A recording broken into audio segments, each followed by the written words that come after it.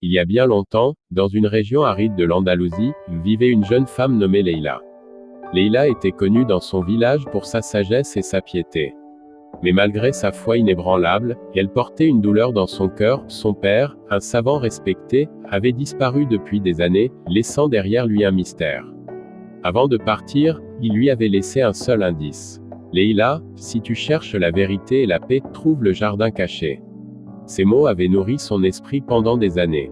Beaucoup croyaient que ce jardin n'était qu'une légende, mais Leïla était déterminée.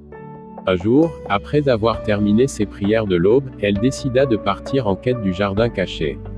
Avec pour seul compagnon un petit sac contenant de l'eau, des dates et un exemplaire du Coran, elle se mit en route. Sa première étape fut une vallée aride appelée la vallée de l'Ego. Les habitants de cette vallée vivaient dans l'opulence, mais ils étaient fiers et orgueilleux.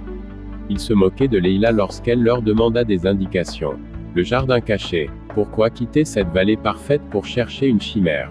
Leïla, bien que fatiguée, leur répondit calmement. La perfection que vous voyez ici est une illusion. Je cherche ce qui nourrit l'âme, pas ce qui trompe les yeux. Sa sincérité toucha un vieil homme qui lui donna une direction.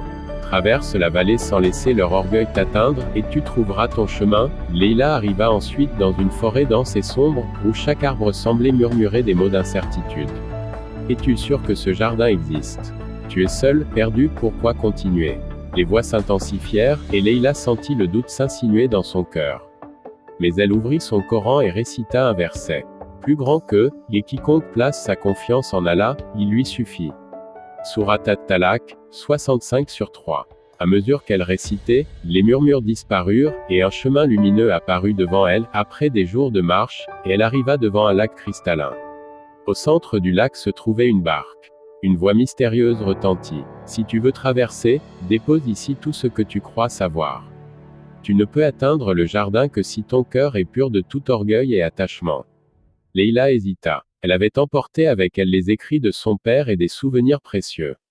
Mais elle comprit que ce voyage n'était pas matériel. Elle laissa tout derrière elle, montant dans la barque avec une foi renouvelée. En traversant le lac, une lumière éclatante apparut à l'horizon. Lorsqu'elle mit pied à terre, elle trouva un jardin luxuriant, où chaque plante semblait réciter des louanges à Allah. Au centre du jardin se trouvait un vieil homme, son père. Mon enfant, ce jardin n'est pas un lieu physique, mais un état d'âme. Ton voyage n'était qu'une série d'épreuves pour purifier ton cœur et raffermir ta foi. Ce jardin est en toi, dans chaque prière sincère, chaque acte de bonté. Leïla comprit alors que la quête n'était pas de trouver un lieu, mais de se rapprocher de son Créateur. Elle retourna dans son village avec une paix intérieure